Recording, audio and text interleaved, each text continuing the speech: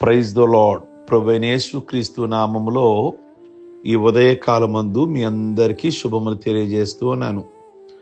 ఈ ఉదయకాలమందు మొదటి సమూయేలు గ్రంథము 29వ అధ్యాయము 3వ వచనము. ఇతడు నా యొద్ద చేరిన నాటి నుండి నేటి వరకు ఇతని యందు తప్పేమియూ నాకు కనబడలేదు. ఇది ఎవరు గురించి వ్రాయబడిన మాట అంటే దావీదు గురించి అంటున్నాడు ఒక రాజు. దావీదు ఇజ్రాయేలు దేశస్థుడు. అప్పటికి వాళ్ళ మామగారు ఇజ్రాయేలు దేశానికి రాజుగా ఉన్నారు సౌలు. దావీదు ఇజ్రాయేల్ దేశంలో ఉంటున్నాడు. అయితే మామగారు అల్లుడిని చంపాలి అని ప్రయత్నం చేస్తున్నాడు. ఎందుకు చంపాలి అల్లుడిని అంటే సౌలు అనే రాజుకి వాళ్ళ కొడుకు యోనాతాను ఉన్నాడు. ఆయన రాజు అవ్వాలని సౌలు ఆలోచన.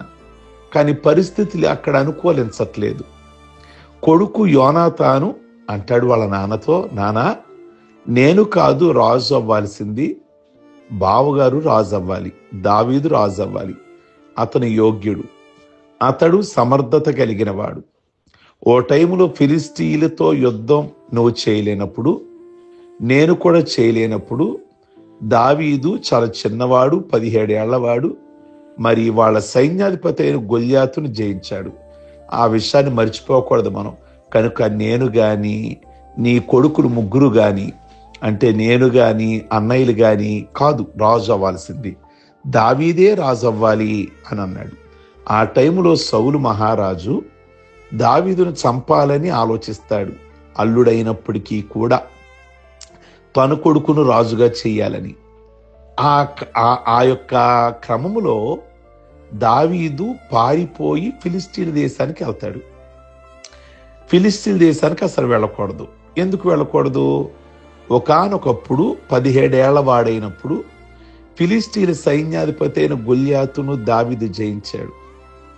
అప్పటి నుండి ఫిలిష్తీయులకి వాళ్ళు పగతో ఉన్నారు, దావీదు దొరికితే చంపేద్దామని. పేక వరకు దావీదు మీద వాళ్ళకి కోపం ఉంది, దావీదుని చంపేయాలి అని. పరిస్థితులు అనుకూలించక ఇప్పుడు ఆ దేశానికే వెళ్ళాడు. అయితే కొద్ది రోజులు 14 నెలలు ఆ ఫిలిష్తీయుల దేశంలో రాజుగా ఆ రాజుగారు ఆకీష్ అనే రాజు దగ్గర ఉన్నాడు. ఏదో మాట వచ్చి అతను అంటాడు, దావీదు గురించి ఏమన్నాడు అంటే, ఇతడు నా యొద్ద చేరిన నాటి నుండి నేటి వరకు ఇతని యందు తప్పేమీ నాకు కనబడలేదు. అతను ఎవరండి? ఇశ్రాయేలు దేశస్థుడు. ఎంత పగ ద్వేషం ఉండాలి దావీదు మీద. కానీ ఎంత చక్కని మాట మాట్లాడుతున్నాడో చూడండి. ఆ మొదటి సమూయేలు 29 కనుక చూస్తే 6వ వచనము, ఆకీషు దావీదుని పిలిచి, యెహోవా జీవము తోడు, నువ్వు నిజముగా యథార్థపరుడువై ఉన్నావు. దావీదు గురించి మంచి సాక్ష్యం కదా. దావీదు యథార్థపరుడని అన్యుడైన రాజు అనగా ఏదో దూరపు దేశపు రాజు ఈయన గురించి మంచి సాక్ష్యం పలుకుతున్నాడు. సాక్ష్యం ఎంత విలువైందో చూడండి. తన ప్రజలకు సాక్ష్యం ఇస్తున్నాడు ఆ రాజు. 1 సంవత్సరము 4 నెలలు మినిమం తన దేశంలో తనతో కలిసి, అంటే అక్కడున్న వాళ్ళు ఆ రాజుగారికి లేనిపోయినవన్నీ చెప్తారు. అయ్యా ఇతడు మనకి విరోధి అవుతాడు, యుద్ధానికి మనం వెళుతున్నాం, మనతో పాటు ఈయనెందుకు? ఈయన మన వారి తలలు ఛేదించి తన యజమాని అయిన సౌలుకి ఇస్తాడు తీసుకెళ్ళి, గతంలో అలాగే చేశాడు అని రెచ్చగొట్టి మాట్లాడారు దావీదుకి హాని చెయ్యాలని. కానీ నిజంగా ఆకీష్ రాజు వాళ్ళ సైన్యముతో వాళ్ళ పరివారముతో మాట్లాడతాడు కదా. ఏమన్నాడు అంటే, నువ్వు నిజంగా యథార్థపరుడు అయి ఉన్నావు అని అన్నాడు. తన ప్రజలంతా వ్యతిరేకించిన దండులో నువ్వు నాతో కూడా సంచరించుట నా దృష్టికి అనుకూలమే అంటున్నాడు. దేవునికి యథార్థవంతుడంటే ఇష్టం. దావీదు ఒక్క ఉరియా సంగతి యందు తప్ప తన జీవిత దినములన్నీ యెహోవా దృష్టికి యథార్థముగా నడుచుకున్నాడు. అందుకే దేవుడు ఆ ఒక్క విషయాన్ని దావీదుని క్షమించాడు. తన ఇంట యథార్థ హృదయంతో నడుచుకున్నాడు. దావీదు సుబుద్ధి కలిగిన వాడు. దేవుని చిత్తానుసారుడు. దావీదు ఇన్ని మంచి సుగుణాలు ఉన్నాయి గనుకనే యేసయ్య కూడా ఈ లోకానికి వచ్చినప్పుడు దావీదు కుమారుడు అని పిలిపించుకోవడానికి సిగ్గుపడలేదు. చాలా మంది దావీదులోని అవిధేయతనే చూపిస్తారు గాని ఆయనలోని సుగుణాలు చూడరు. అనేకులు యథార్థవంతులుగా ఉండలేకపోతున్నారు. ఈ దినాలలో సంఘ సమాజాలలో ఈ మాట వినబడటం లేదు మనకి. యథార్థత కలిగిన వారండి, యథార్థత కలిగినటువంటి కుటుంబం అండి అన్నది మనము ఒక వ్యక్తి గురించి లేదా కుటుంబం గురించి చెప్పలేని పరిస్థితులు వచ్చాయి. ఈ దినాల్లో దేవుని బిడ్డలను నమ్మడం లేదు సరిగ్గా. కారణం వారు చెప్పేది ఒకటి, చేసేది ఒకటి. జనుల్లో యథార్థపరుడు ఒక్కడనూ లేడు. దేశములో ఒక్కడు కూడా లేకపోయిను అని మీకా 7:2 ఉంది. ఆయన గుడారములో, ఆయన పరిశుద్ధ స్థలంలో ఎవరు నివసింపగలరు? యథార్థమైన ప్రవర్తన కలిగిన వారు, నీతిని అనుసరించువారు, నిజము పలుకువారు, అట్టివారేక పరలోక రాజ్యంలో నిలబడేది. పరలోక రాజ్యం ఉండేది ఎవరు? యథార్థ ప్రవర్తన కలిగిన వారు, నీతిని అనుసరించేవారు. నీతి అంటే యేసయ్యేక నిజంగా మాట్లాడేవాళ్ళు. అట్టివాడు కొండాలు చెప్పడు, కీడు చేయడు, ఇతరుల మీద నింద మోపడు, తన ద్రవ్యము వడ్డీ కీడు, లంచము పుచ్చుకొనడు. ఈ ప్రకారం చేయవాడు ఎన్నడూను కదల్చబడడు. ఇలాంటి వారే యథార్థవంతుడు. దావీదులో ఉన్న ఈ మొదటి సుగుణాన్ని ప్రియ దేవుని బిడ్డలారా మనం అందరం కలిగి ఉండాలి, యథార్థ పరులుగా. రెండోది దోషము లేనివాడు. అతను నీవు నా యొద్దకు వచ్చిన దినము నుండి నేటి వరకు నీ యందు ఏ దోషము నాకు కనబడలేదు. దోషము అనగా తప్పు, పాపము, దుష్టత్వము, ఇంకా అనేక అర్థాలు డిక్షనరీలో చెప్పబడతాయి. ఆకీషు రాజుకు దావీదులో ఏ దోషము కనబడలేదట. ఎంత గొప్ప సాక్ష్యము! దావీదు నా దోషములు నా తల మీదుగా పొర్లిపోయి ఉన్నవి అన్నాడు. నీవు దోషములను కనిపెట్టి చూస్తే ప్రభువా ఎవడు నిలవగలడు అన్నాడు. నా దోషమును కప్పుకొనక నీ ఎదుట నా పాపమును ఒప్పుకొందును. ఈ పాప దోషాల వల్లే ఋతువుల క్రమము కూడా మారిపోతున్నాయి. మానవుల దోషాలు దేవునిని ఆయాసపడుతున్నాయి. ఈ దోషములు దేవునికి మనిషికి అడ్డం వచ్చేస్తున్నాయి. పాపం చేయని వాడు ఒకడునూ లేడు. చాలా మంది మేము పుట్టుకతో పరిశుద్ధులు, ఆకాశము నుండి ఊడిపడ్డాం అంటారు. మీలో పాపము లేనివాడు, ఏ దోషము లేనివాడు ఎవడో చెప్పండి. అవి లేనివాడు మొట్టమొదట ఆ మీద రాయి వేయమన్నాడు ప్రభు. అందరూ సిగ్గుతో తల ఉంచుకొని జారుకున్నారు. ప్రియమైనటువంటి దేవుని బిడలారా, ఈ ఉదయకాలమందు దోషాలన్నీ కూడా కప్పుకొనక నీ ఎదుటి నేను ఒప్పుకున్నాను అన్నాడు దావీదు. అందుకే నీ ఎదుట నీ యందు ఏ దోషము నాకు కనబడలేదు అన్నాడు ఆకీషు రాజు. దావీదులో కొన్ని అవలక్షణాలు ఉన్నను యెహోవా ఆయన పాప దోషాలను పరిహరించాడు, క్షమించాడు. తన పాప దోషాలను దేవుని సన్నిధిలో ఒప్పుకున్నాడు. దేవునికి ఇష్టడుగా జీవించి క్షమించబడ్డాడు. దేవుని నీతి తన మీద ఆరోపించబడినది. అందువలననే ఆకీషు రాజుకు దావీదులో ఏ దోషము కనబడలేదు. పరాయి దేశంలో ఒక అన్యుని ద్వారా ఓ మంచి సాక్ష్యమును పొందుకొని చరిత్రలో నిలిచిపోయాడు.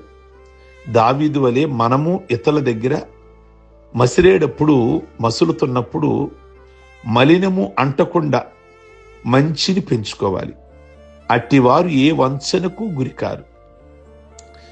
యేసు ప్రభువారి గురించి పిలాతు అన్నాడు, ఈయన యందు నాకెట్టి దోషము కనబడలేదు. దేవుడి అభిషేకించి పంపిన ఆ దైవనరుడు నాటి నుండి నేటి వరకు ఎన్నో దోషాలు మన కోసం ఆయన మోస్తూ ఉన్నాడు. ప్రియ దేవుని బిడ్డలారా, ఆయన ఎదురు నిలిచేవాడు తునాతునకలై నలిచేయబడతాడు. మన ప్రభు ఏ దోషము కూడా లేనివాడు. మూడో మాట, దైవదూత వంటివాడు. ఆకీష్ రాజు అంటాడు 9వ వచనంలో, 1 సమూయేలు 29వ అధ్యాయం 9వ వచనంలో, దైవదూత వలె నువ్వు నా దృష్టికి కనబడుచున్నావు. దావీదులో ఉండే యథార్థత, నిర్దోషత్వము ఆకీష్కు దైవదూతలాగా కనబడ్డాడు. అనగా దైవదూత ముఖం చూచినట్లుగా ఆయన కనబడింది. మనిషి యొక్క యథార్థ జీవితం, రెండోది నిర్దోషత్వం అతనిని మాన్యునిగా, మంచివానిగా చేస్తాయి. ప్రియ దేవుని బిడ్డలారా, ఓ రోజు యోవాబు అని, అంటే దావీదు యొక్క సైన్యాధిపతి యోవాబు, ఒక స్త్రీని తీసుకొచ్చి దావీదు దగ్గర అబద్ధం ఆడిస్తాడు. ఏదో మొత్తానికి కార్యక్రమం ఉంది. వెంటనే దావీదు పసిగట్టేస్తాడు. ఆమె అంటది కదా, నువ్వు దేవుని దూత వంటి వాడివై మంచి చెడ్డలను విచారింప శక్తి కలిగిన వాడివి అంటది. అంటే నిజంగా ఈ లోకమందు సమస్తమును ఎరుగుటి యందు నువ్వు దేవదూతల జ్ఞానం వంటి జ్ఞానము గలవాడువు అందా స్త్రీ. ఆయన జ్ఞానము గలవాడు కనుకే ప్రియ దేవుని బిడ్డలారా, మరి లోకోత్తరమైన జ్ఞాన సంపన్నుడైన సొలొమోను రాజును కనగలిగాడు. తనకు వ్యతిరేకంగా కొలువుదీన సభలో స్టెఫను మాట్లాడుతున్నాడు. అందరూ వ్యతిరేకస్తులయ్యారు. ఆయన మాట్లాడేటప్పుడు సభలో కూర్చున్నవారట తన వైపు తేరి చూస్తే అతని ముఖము దేవదూత ముఖంలాగా వారికి కనబడెను. నిజంగా ఎంత గొప్ప విషయం! స్టెఫను దైవదూత ముఖంలాగా ఉంది. కొందరు ముఖాలు చూస్తే తుమ్మల్లో పొద్దు పొడిచినట్లు మలమల మాడిపోతూ ఉంటాయి. వాళ్ళ సీరియస్ భక్తి అనుకుంటారు. సీరియస్గా ఉంటే భక్తి, అది భక్తి కాదు, జబ్బు.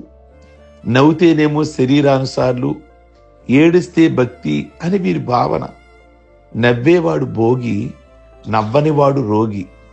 అందుకనే పొద్దున్నే నీ ముఖం చూస్తే పొట్టదు ఇంత అన్నం అన్నాడు బలిజేపల్లి లక్ష్మీకాంతం అని ఆయన. ప్రియ దేవుని బిడ్డలారా, ఈ ఉదయకాలం ముందు నీ ముఖాన్ని చూచినప్పుడు ఇతరులకి దైవదూత ముఖంలాగా నిజంగా స్టెఫన్ ముఖం దైవదూత ముఖంలాగా వెలిగిపోయింది. దావీదు ముఖము ఆకీష్ రాజు అన్నాడు, దైవదూత వలె నువ్వు నా దృష్టికి కనబడుచున్నావు అని అన్నాడు. కనుక ఈ 3 విషయాలు నేను మీ ముందు ఉంచాను. నెంబర్ 1, ఆకీష్ రాజు దావీదుని పిలిచేమన్నాడు, నువ్వు నిజముగా యథార్థపరుడు అయి ఉన్నావు. నెంబర్ 1. నెంబర్ 2, నువ్వు నా యొద్దకు వచ్చిన దినము నుండి నేటి వరకు నీలో ఏ దోషము నాకు కనబడలేదు, ఏ తప్పు కనబడలా. ప్రతి పని పర్ఫెక్ట్గా ఉంటుంది, ప్రతి మాట చాలా నీట్గా ఉంటుంది, ఎక్కడ అన్యాయము కానీ ఏది నీ దగ్గర నాకు కనబడలేదు అన్నాడు. 3వ మాట, నీ ముఖం చూస్తుంటే నిజంగా దైవదూతలాగా ప్రకాశిస్తుంది అని అన్నాడు. ఎంత చక్కని 3 సాక్ష్యాలండి దావీదుకి. తన ప్రజల ద్వారా కాదు, అన్యుల ద్వారా, వాళ్ళు కూడా శత్రు దేశం. ఈ ఉదయకాలమందు మనలందరినీ దేవుని యొక్క వాక్యము యథార్థపరులుగా ఉండాలని, మనలో కూడా ఎటువంటి దోషము లేని వారిగా ఉండాలని, 3వది దేవుని దూతల్లాగా మన ముఖాలు వెలుగుతూ ఉండాలని దేవుని వాక్యం సెలవిస్తుంది. ప్రార్థించుకుందాం. సర్వశక్తి కలిగిన తండ్రి, ఈ ఉదయకాలమందు మీకు వేలాది వందనాలు, స్తోత్రాలు చెల్లిస్తున్నాం ప్రభువా. ప్రత్యేకంగా నాయన, మీరు మాట్లాడిన ప్రతి మాట కూడా మాకు దీవెనకరముగా, ఆశీర్వాదకరముగా ఉంచమని ప్రార్థిస్తున్నాం ప్రభువా. మీకే వందనాలు, స్తోత్రాలు చెల్లిస్తున్నాం తండ్రి. ఈ దినము పెళ్లి రోజులు, పుట్టినరోజులు, రక్షణ పొందిన రోజులు చేసుకుంటున్న బిడ్డలందరినీ కూడా దీవించి ఆశీర్వదించమని ప్రార్థన చేస్తున్నాం. మీకే వందనాలు, స్తోత్రాలు చెల్లిస్తున్నాం ప్రభువా. ఈ దినం ఎవరు ఏ సమస్యల్లో, ఏ బంధకాలలో ఉన్నా వారి సమస్యలు, వారి బంధకాలు అన్నీ కూడా మీరు విడుదల దయచేయమని ప్రార్థిస్తున్నాం. మీకే వందనాలు, స్తోత్రాలు చెల్లిస్తున్నాం ప్రభువా. అయ్యా, రేపు మార్నింగ్ ఆరాధన కొరకు ప్రతి ఒక్క బిడ్డను మీరు సిద్ధపరిచి మేలు చేయండి. అలాగే మీ బిడ్డల కుటుంబాలలో ఉన్న ప్రతి బంధకాలన్నీ కూడా విడుదల కలుగును గాక, వారు అడిగిన వల్ల కూడా పొందుకొనును గాక అని ప్రార్థిస్తున్నాం. మేలు చేయండి, మీ నామానికి మహిమ తెచ్చుకోమని యేసయ్య నామములో అడుగుచున్నాం తండ్రి, ఆమేన్. God bless you. ప్రభు మిమ్మల్ని దీవించును గాక. ఈ వర్తమానం మీకు దీవెనకరంగా ఉన్నట్లయితే మీ స్నేహితుడికి ఫార్వర్డ్ చేయండి.